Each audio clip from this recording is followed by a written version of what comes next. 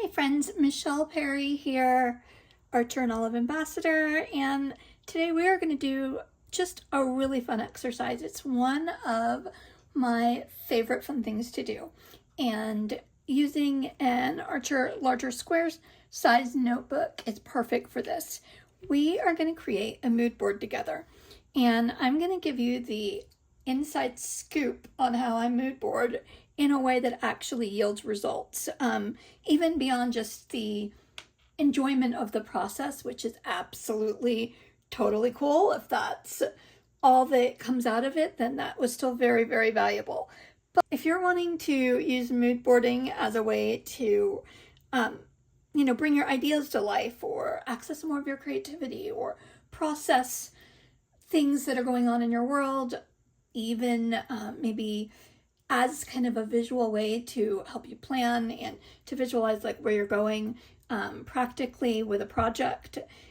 That's a lot of what we're going to do today, and there's just so many different ways to be able to use mood boards.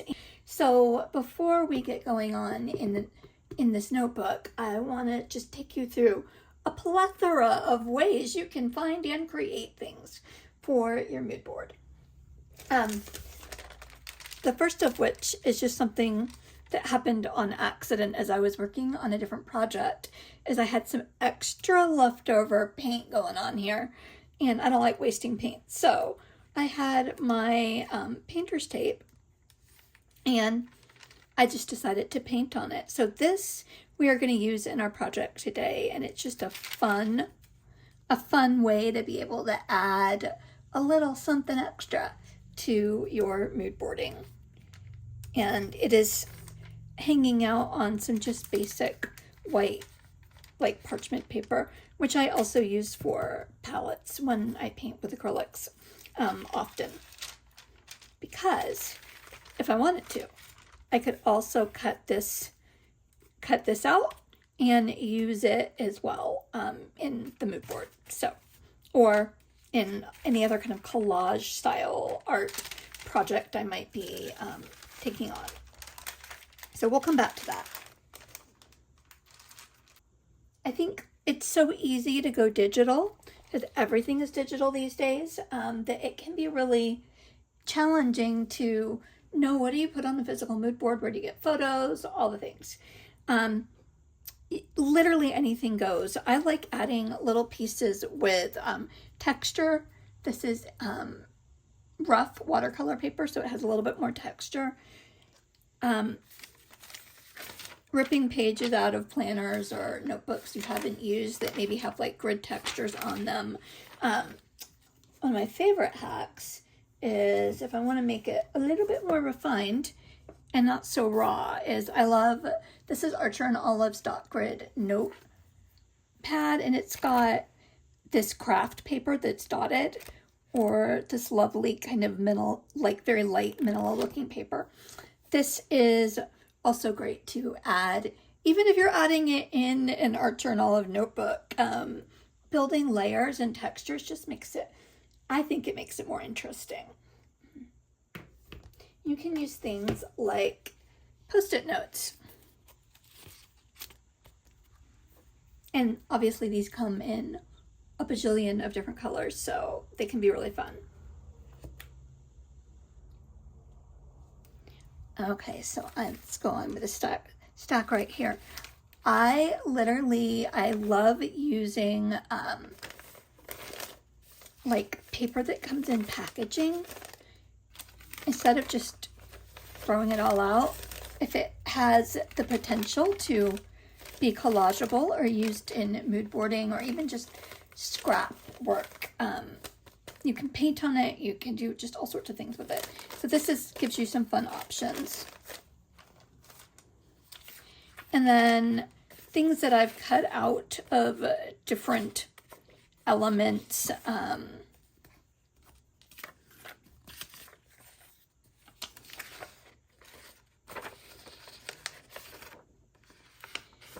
So those are other options. If you've got things that you've cut out for other projects, you can use those. One of my favorite things is Anthropology puts, and I'm sure Pottery Barn probably does the same kind of thing. A lot of our like higher end brands put out gorgeous catalogs. These are just genius to be able to pull textures and ideas from. Just so fun. So I've got 2 of these we can look through.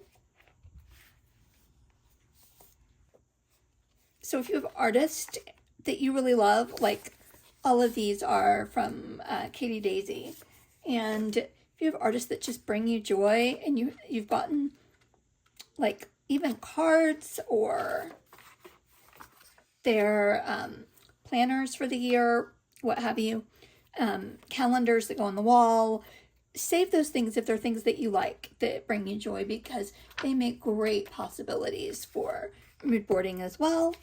And then I have a jillion paint swatches because I'm a painter. So instead of just throwing them out, if I'm not going to use, for whatever reason, I'm not going to use this particular swatch card. I don't even know what palette it goes to, so I didn't write it down. You can cut these out and put these on a mood board, especially if you're dealing with like painting projects. You can also get washi stickers in different places online, and if you're looking for gorgeous washi tape, then Archer and Olive is kind of hard to beat. Out in this, they're like literally everything I've ever seen them put out in washi is just gorgeous. So we'll be using this today as well. Potentially. Sometimes you don't know what you're going to use until you just get moving and going on it. And that's the beauty of it. It can be very spontaneous. It doesn't have to be super planned. It's a great way to work out ideas in real time. And other things that you will want to have at the ready will be markers, potentially. See, pen, pencil, any kind of things you like to write with, totally cool. You can add in colored pencils, you can add in watercolors, gouache, then a glue stick of some kind. This is good. It is acid-free, and you probably want to pick a glue stick that's acid-free. This works really well on paper, not so much on fabric or other elements. And for that, you may want to have different types of tape, or you can even, if you're going to be adding fabric or things that don't glue down well, you can actually stitch it on using like an embroidery needle and thread if you really want to go super whimsical. Today, our little project, we're going to keep it simple. And yeah, so I'm going to get some of my supplies selected out of all of this and get it ready to go, and I'll be right back. Okay, I have gone through and selected, I think, what I need for this mood board project. And so let me walk you through what I selected. I have first these color swatches, a few more here. I've got the Archer and Olive washi tape. Trying to pick this up, it's teeny. So one reason I love using parchment paper for a palette, it doesn't just protect my surfaces. It allows me to pull off some little acrylic, they call them skins. And this was a little too thin to pull off as an acrylic skin, so it still has the paper behind it, but I cut it out as a paint swatch. And we're going to be using this tape. I have a couple of floral forest looking washi stickers. Little inspiration image of a stone gate of sorts. This is one of my branding fabrics, or repeating patterns, I should say. And it looks like fabric, so we're going to use it. Here's a couple of other inspiration images. See, this board is going to be my mood board and my planning for starting to do some renovations in miniature dollhouse work. So, super fun hobby. And this is going to just help me imagine what I want this cottage to look like. And again, things that I've cut out of various things that just have that cottagey vibe. And this is a older printout of a color wheel with watercolor. And this is from the Anthropology catalog. And then I have two different craft paper and packing paper. So we're going to use those as well, just to add some depth and texture. Okay, now gets to be the really fun part. We're getting to do some layout work. And so I'm thinking I don't need a ton of this. Just enough for a little bit of a textured piece. And one thing with doing mood boards like this, there's really not any way to get them wrong. So you don't have to worry about not doing it right, which makes them pretty relaxing. Let's see, I want this to have a little bit of a going to the woods feel about it.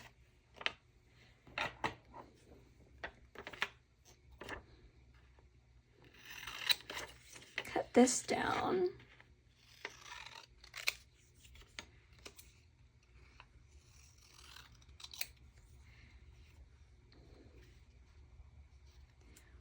Very curious to see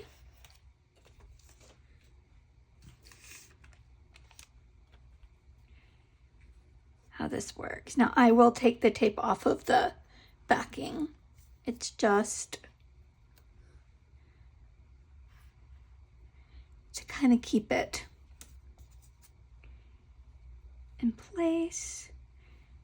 Seeing this is again a mood board that is primarily for inspiration for some dollhouse miniature diorama multimedia art that I want to look into starting to create more of.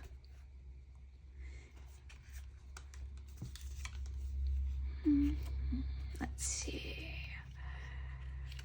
I'm gonna put this one down there.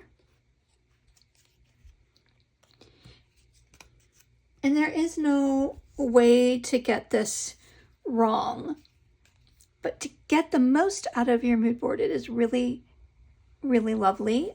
Like if it's for a project, that we're not just putting down pictures, because if you're anything like I am, pictures might be worth 1,000 words, but I'm probably not going to remember the 1,000 words they're worth. So I want to make sure that I am taking notes on what's going on here.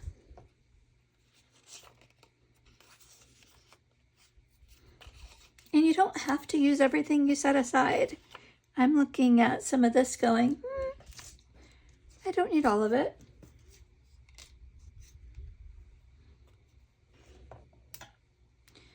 I think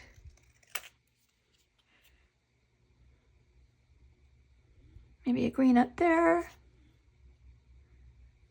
and a yellow right here, but I don't want to cover over. Now, I'm recording this on my phone, so I can't actually do this, but when I do, especially a more intricate kind of board, I will take a picture of the layout with my phone before I start removing and pasting, because easy to forget what you like and how you had it laid out. Okay, so let's get sticking.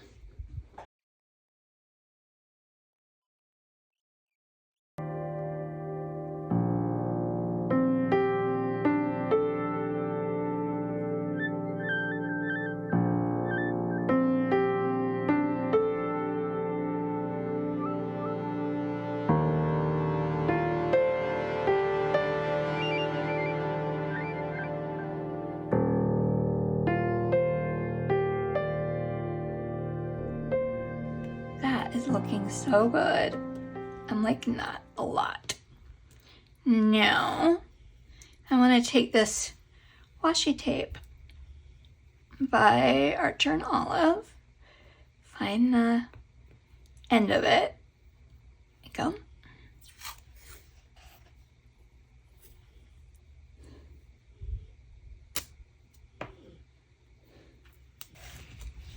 It's a little bit too much.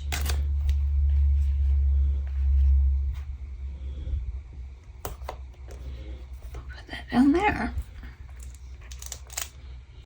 I love how it looks, but there's one thing missing on it, and that is I want to annotate what these things represent. And this is what a lot of times in mood boarding, I think maybe we miss out on the full benefits of it because we don't take the time to make notes on it as to what was speaking to me about these things and what does this even pertain to. If we don't title it, I could come back in 3 weeks and be like, that's pretty. What did I do that for again? Because life gets a lot sometimes, right? So I'm going to go in and I'm going to annotate it, and then I will show you what I've done. And she is all finished. Let me walk you through what I did. So what I love to do with my mood boards when I make them is, again, I annotate almost everything just because I want to have a mental snapshot of what I was thinking when I put this together. So I make sure I label the projects. So this is an idea for a miniature I want to create called the Artist's Forest Cottage. And I write down some descriptive words. This has got very heavily influenced by British and Welsh cottage, kind of Cotswolds, if you think of Beatrice Potter's kind of like, has a lot of influence on this. It's whimsical, it's floral, but yet forest. It's got trees in it. It's organic. The metallic is gold for the accents, and it has a lot of herbs or herbarium, vintage botanical kind of a look to it. So whenever I put paint swatches in, unless I am wanting to record specifically like the paint that I'm using, I'm just doing a color kind of concept, then we'll name them myself because naming colors is really fun. So these two are my Forest Rhapsody colors. This is Golden Sunshine, Wild Rain, Tranquil Waters.